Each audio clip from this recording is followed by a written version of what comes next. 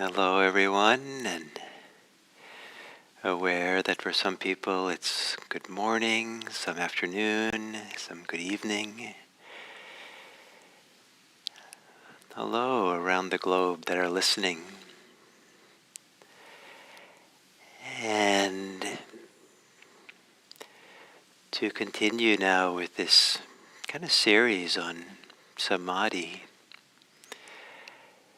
I want to mention that often when we sit down to meditate, a very common, maybe almost daily, guidance in meditation is to relax the body, to settle the body.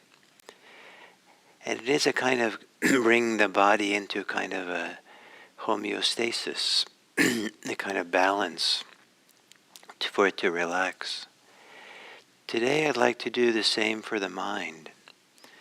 It's possible to bring the mind to a kind of homeostasis, a kind of balance. And more important that it's possible to, for the thinking mind, the mind itself, to not be tense, not be contracted, and there's no pressure in it. The mind itself becomes settled in a very nice way. And in becoming settled, becoming a healthy mind, becoming a stable mind, becoming a unified mind. So to assume a meditation posture and to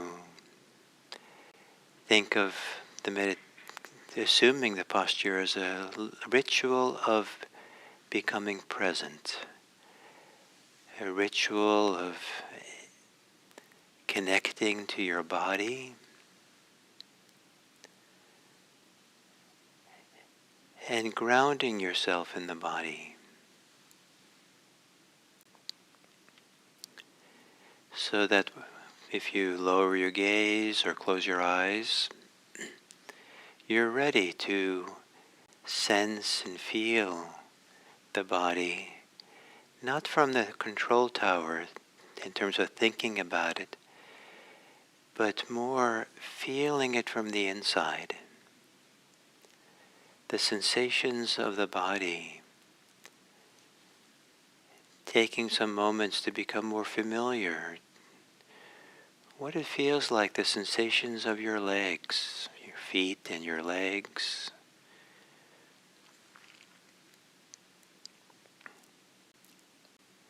What are the sensations associated with your sitting bones or the contact against some surface that's holding you up?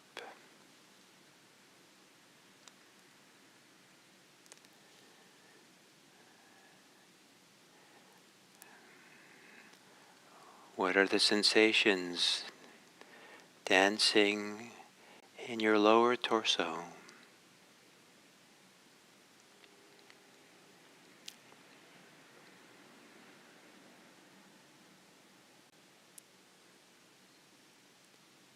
And what are the sensations alive for you in your upper torso? The area of the chest,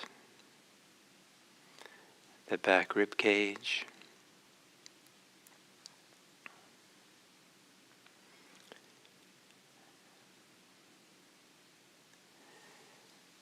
And what are the sensations in your hands and arms?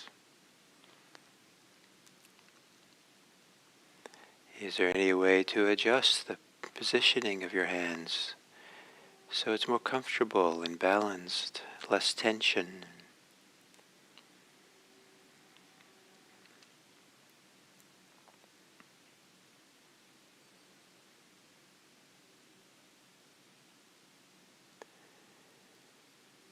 What are the sensations of your shoulders?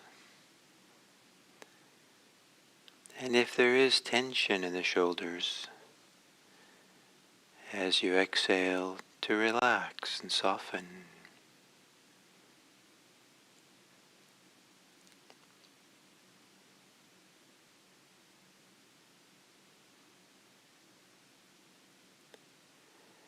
What are the sensations in the neck?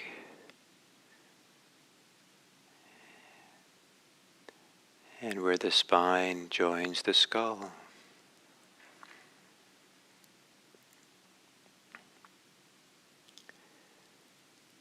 And is there any small little adjustments of the positioning of the head that feel good for you? Feel relieving or opening? Or perhaps give you a little confidence as you sit here?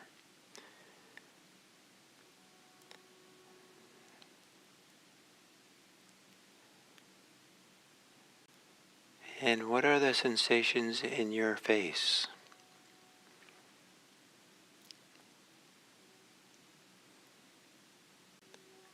And if there is tension in your face as you exhale, to let there be a softening. Softening without ambition, the expectation that things actually soften. Maybe it's more of an opening to it, an allowing.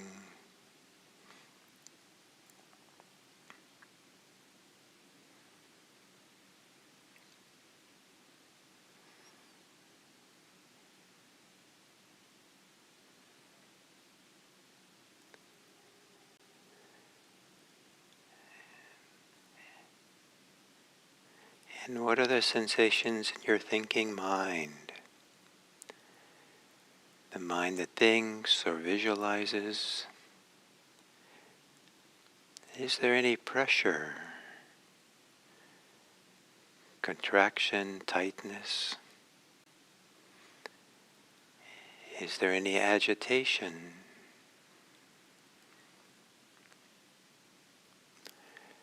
Are there the sensations of any emotions underlying your thinking process?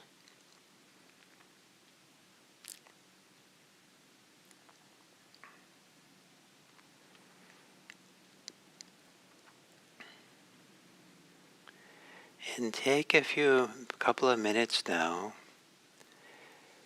to discover, without needing to change or relax the mind, to become more familiar with how this thinking mind is for you.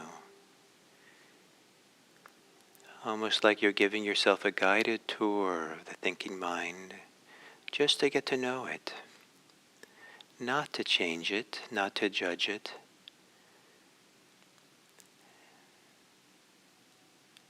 And in particular, the sensations, the feelings, the direct experience associated with the thinking mind. What is it like for you?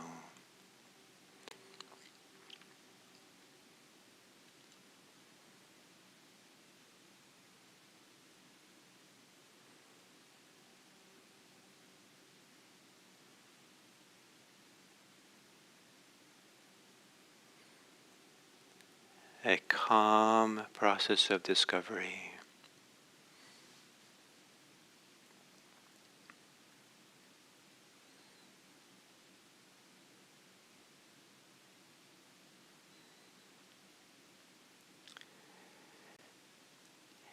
And the mind as a whole is more than just a thinking mind.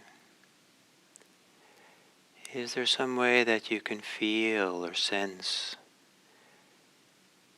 the larger process of mentality that's more than just thinking?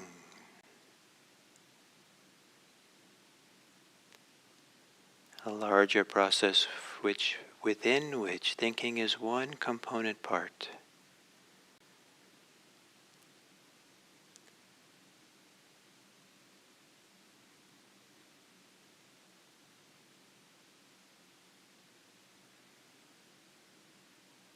Maybe part of this larger process of mentality is some sense of a silent awareness itself.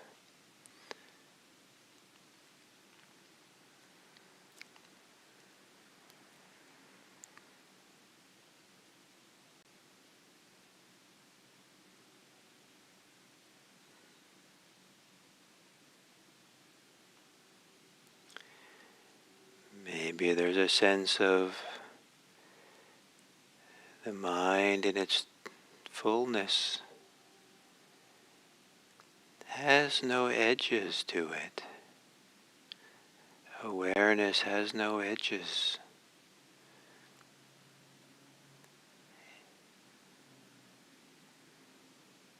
It spreads out into the space all around the mind, all beyond the head.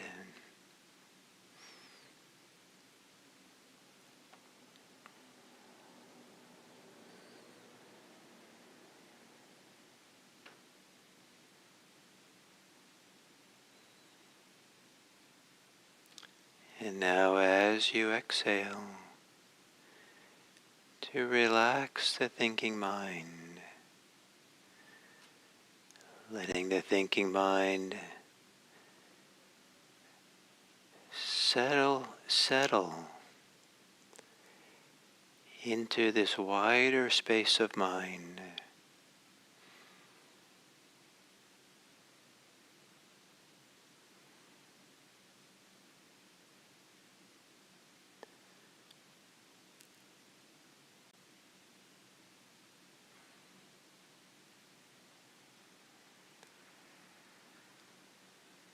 As you exhale,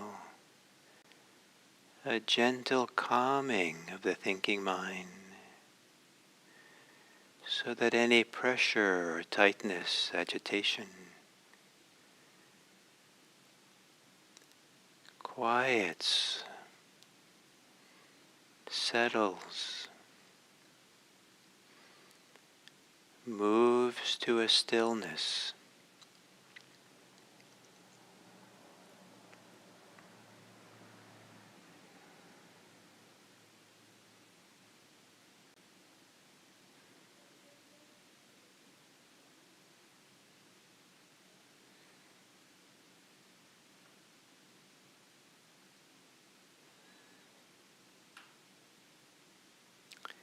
And to stay connected to the present moment, you might feel the rhythm of the body breathing, with the sense that you're breathing with the mind, breathing with any calmness or settling in the mind.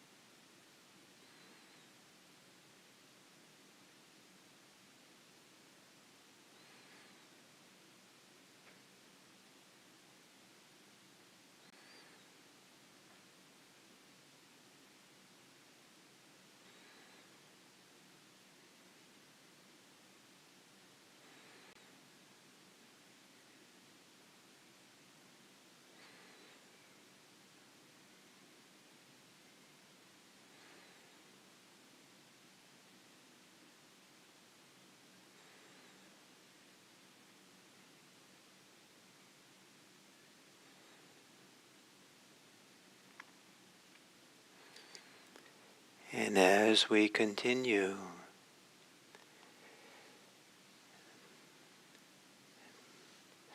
please see if you can discover what happens to the quality of your mind when you get absorbed in thinking. Sometimes there's a disconnect. You're no longer aware of the mind as a whole. Maybe not even aware of the body.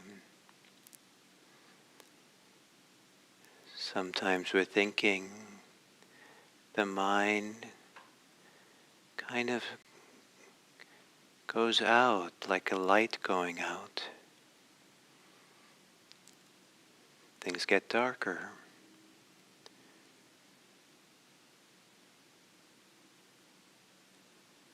Or there's a contraction or a narrowing.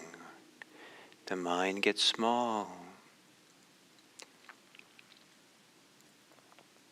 The stronger the thinking, the more there's a physical location from where thinking occurs.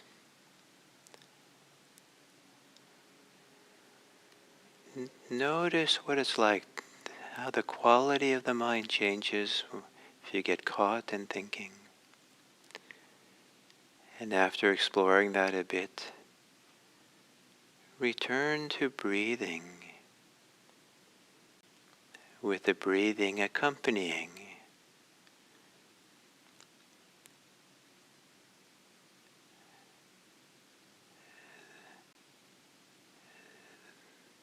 A connection to the mind, accompanying the best quality of mind that's available.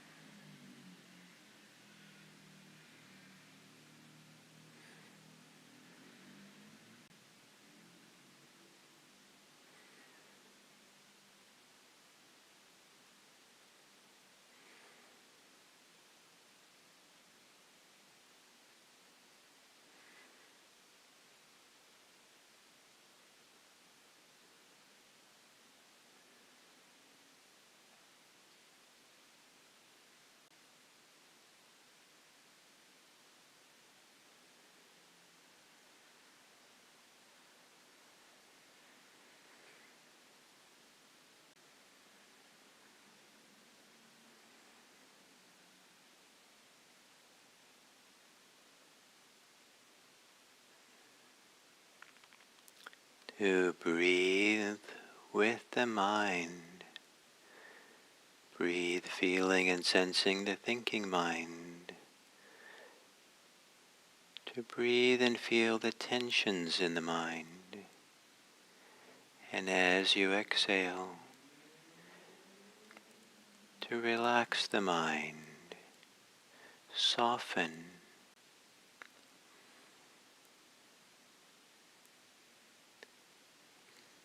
calming the mind so the mind settles. Maybe any sense of the weight of the mind feels the gentle tug of gravity. So it settles, comes to rest.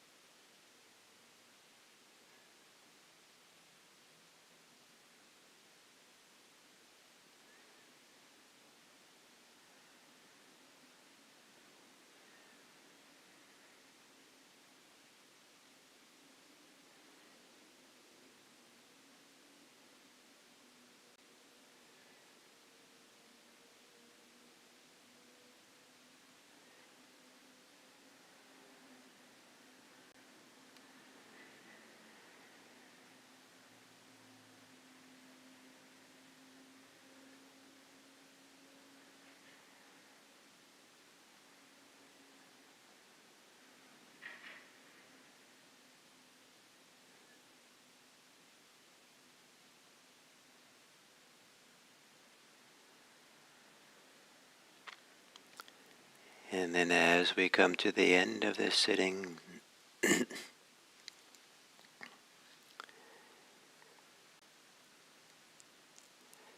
to appreciate our capacity to know the mind, to know what we're thinking, what we're wanting, what we don't want, to know our motivations and impulses before we act.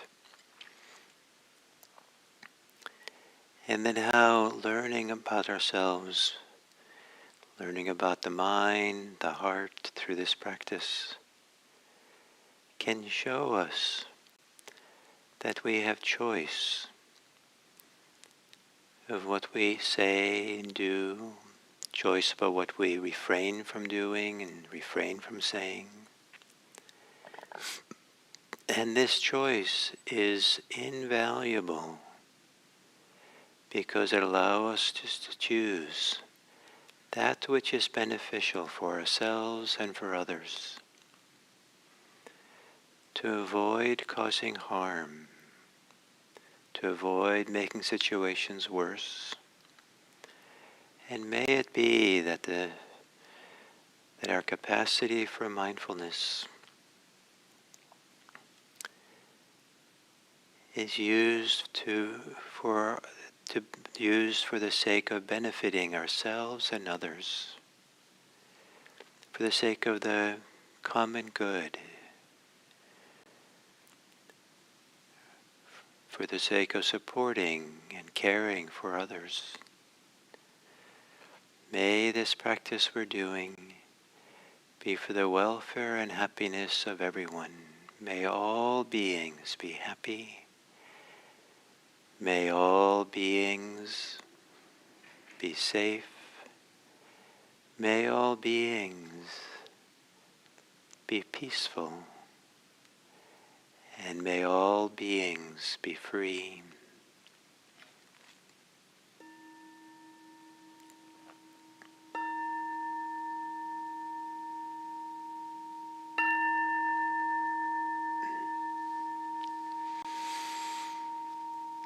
Thank you.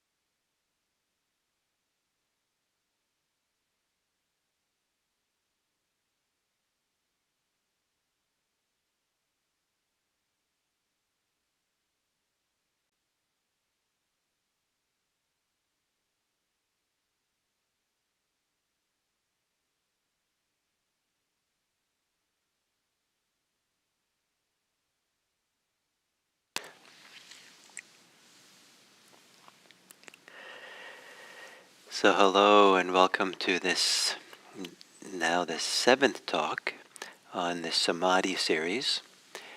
And a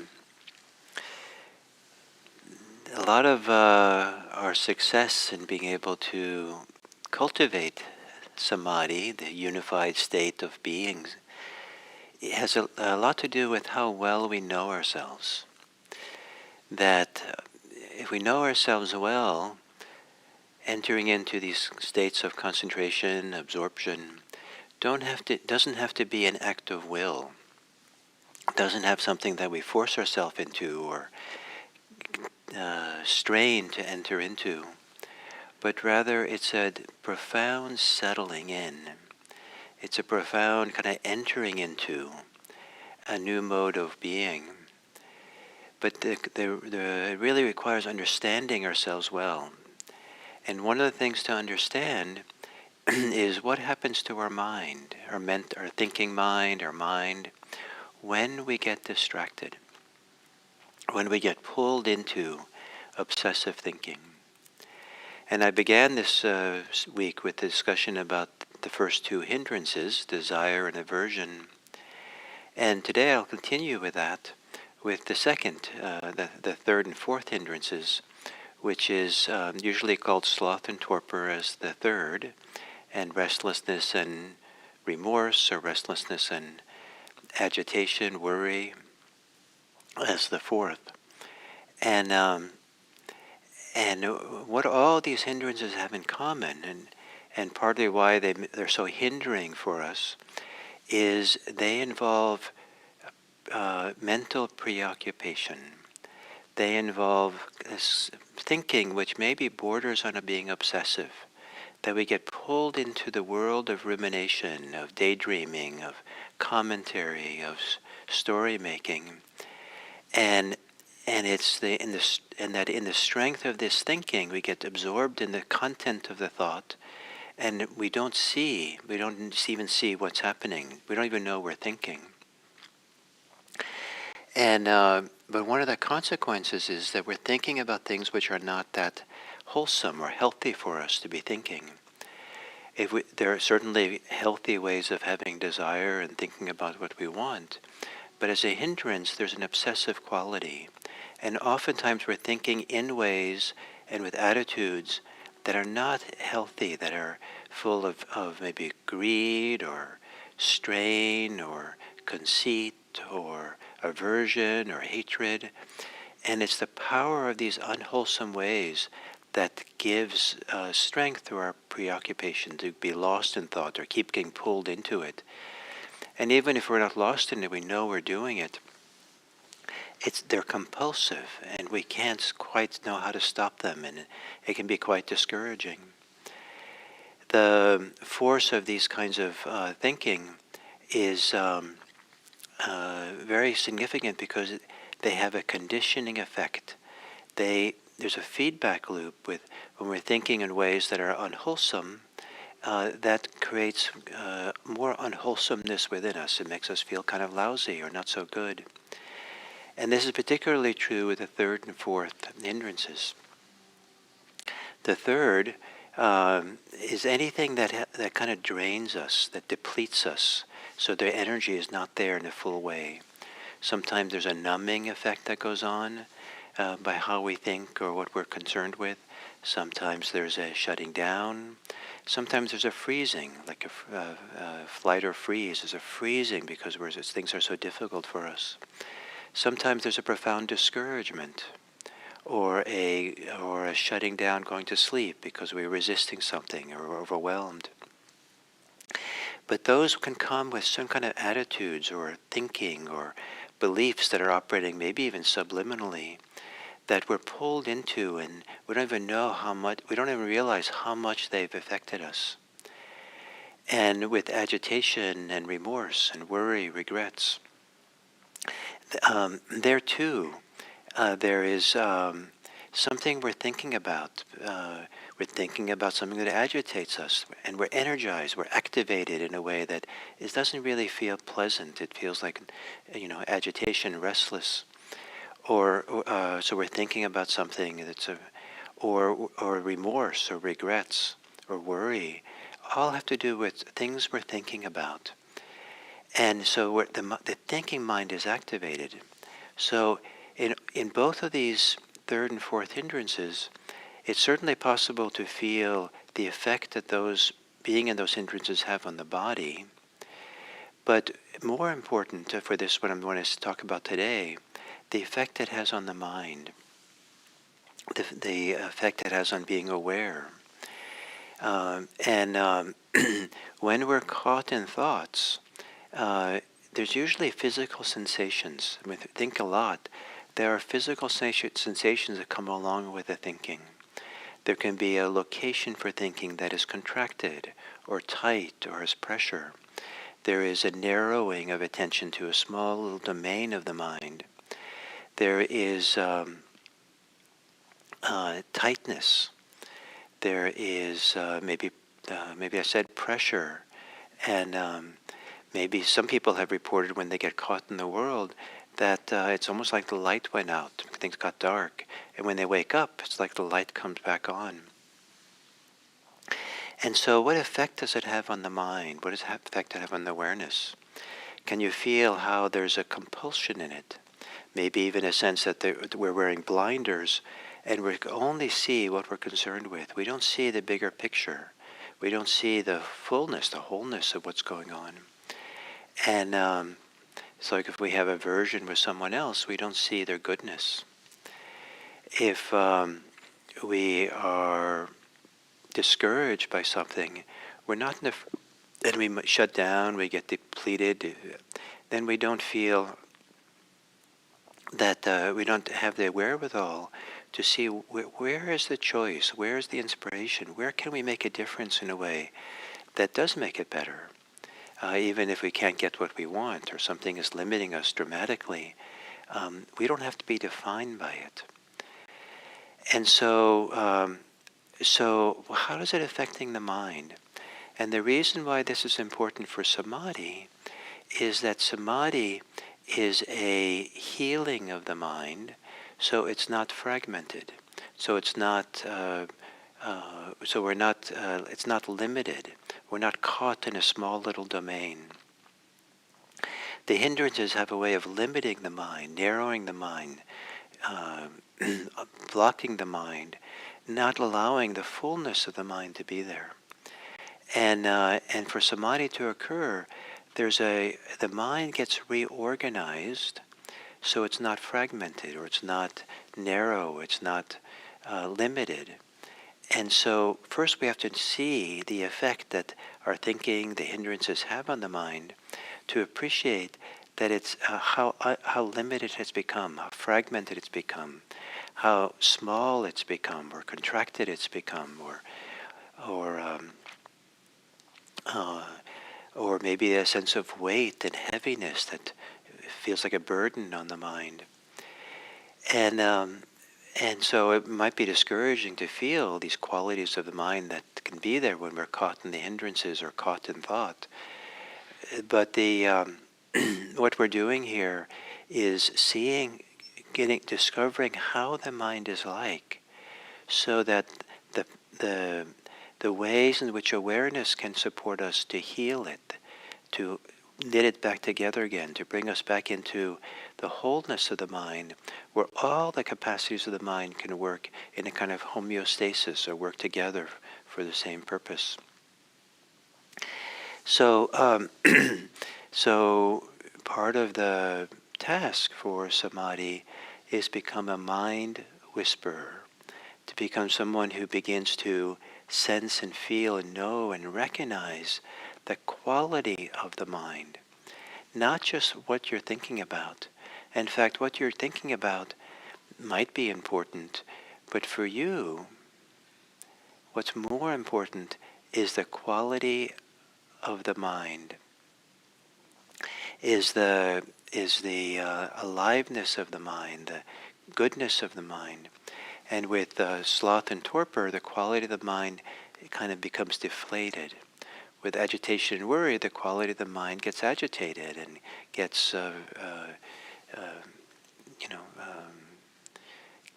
overactivated. And both of them are not so useful for us. But if we can see that and know how the mind has shifted under the force of these two states, that's the beginning of being able to open up, or to allow something to settle. The settling of the mind, or the calming of the mind, or the opening of the mind, or the expanding of the mind. Over time, for meditators, there's all this rich world of the mind that we begin to sense and feel, that's so much greater than what we are thinking about. And we begin to appreciate that that there's more. The mind is bigger, awareness is bigger than any of the particular things we're focusing on. So if we're agitated, chances are there's something, it might be subconscious, something that worries us or concerns us, or we're troubled by. And can we feel that sense of agitation, the troubling of the mind? Can we care for it? Can we hold it in the simple rhythm of breathing? A lot of what Samadhi is about, and mindfulness itself, is not about fixing things. It's not about judging things, but rather it's about healing things, settling things. In meditation, we don't solve anything. We dissolve our problems.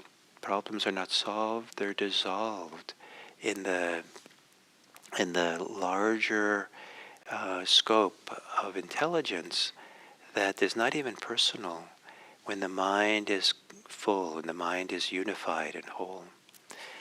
So the part that I'm hoping that you'll understand from this talk the most is the value of becoming familiar with the quality of your mind, the characteristics of your mind in different situations that you're in different, during different mental activities. And in particular, how some mental activities, some forms of thinking, some forms of wanting and not wanting, some forms of discouragement and some forms of worry, that they create a particular kind of mind that is much more limited. The full capacity of the mind is not really available. And to start feeling and sensing what this is like in preparation for how Samadhi will help this to settle, help this to quiet, to calm, and the mind becomes whole or unified. So to the degree to which you might understand what I've said today, I'd encourage you, so during this next period, for the next 24 hours, when you're awake, that you might take time through the day, maybe even put a timer on that goes off every 15 minutes or 30 minutes or something, and then to remind you, what's the quality of the mind? How is the thinking I'm involved in, the activity I'm doing, how has this affected the quality of the mind? And in what way has the mind now become limited and narrow and tight, and is it possible to open it again? So thank you very much, and as I've said now a few times, we're laying down a slow foundation for Samadhi, and we're going to go over these weeks into some of the deeper states of Samadhi, but it's really important to lay the foundation for it in a slow, maybe systematic way, so that you're getting more and more familiar with the territory. And so may you study your mind today. Thank you.